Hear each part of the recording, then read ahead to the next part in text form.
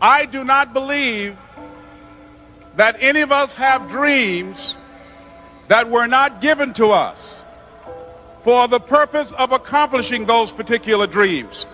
And I want to share something with you that has changed my life. I started out, as was indicated by Jack, it's very humble beginnings. I don't know what that dream is that you have.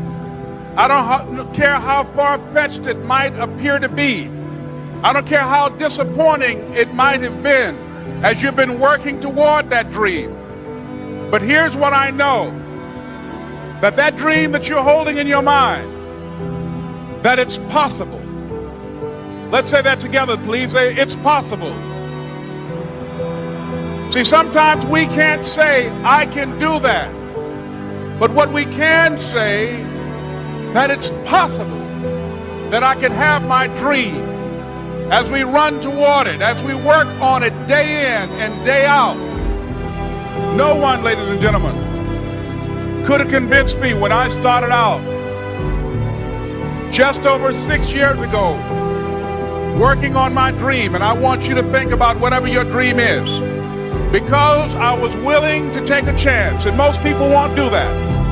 Most of the people that you talk to try and bring them into the business, these are not risk takers. Most people have done all that they're ever going to do. They raise a family, they earn a living, and then they die. But people who are running toward their dreams, life has a special kind of meaning. And here's what I will share with you, that in the process of working on your dreams, you are going to incur a lot of disappointment, a lot of failure, a lot of pain, a lot of setbacks, a lot of defeats. But in the process of doing that, you will discover some things about yourself that you don't know right now. What you will realize is that you have greatness within you. What you'll realize is that you're more powerful than you can ever begin to imagine. What you will realize is that you're greater than your circumstances, that you don't have to go through life being a victim. As Jack indicated, I was born in Miami, Florida, in an area called Liberty City, in an abandoned building on a hard linoleum floor with my twin brother. We were 6 weeks of age, we were adopted. When I was in 5th grade, I was identified as EMR, labeled educable, mentally retarded, put back from the 5th grade into the 4th grade, and stayed in that category until I got out of high school. I don't have any college training, but I met a high school teacher who one day changed my life. Success is not a one-time act of greatness. It's not something that you accomplish one time. It's constant discipline, every single day, studying your craft, mastering and perfecting whatever it is that you do. You have to be constantly working, constantly in the process, constantly giving your all. It's a fight. It's an uphill struggle, I won't lie. It's challenging. For many people, it's too tough, and most people can't handle it. They like the sweet side of it, but the moment that it gets a little bit challenging or difficult, they're not laughing anymore. Some people will call you crazy. Some people will call you insane. You can try to show them, but more than likely, they won't understand. Are you hungry enough to go get it? Are you hungry enough to stay committed? Stay with it, stay with it, stay with it for however long it takes for you to finally get to where you want to be. Because if you're not, somebody else is. Somebody's waiting to take your spot. Somebody else wants to get ahead of you. Somebody out there is hungry and wants more in their life. So what are you gonna do? How are you gonna stand out? How are you gonna show that you're the one who deserves it all? You're the one that's capable of achieving your dreams. You're the one who will actually make it happen, make it real, make it come from dream into reality.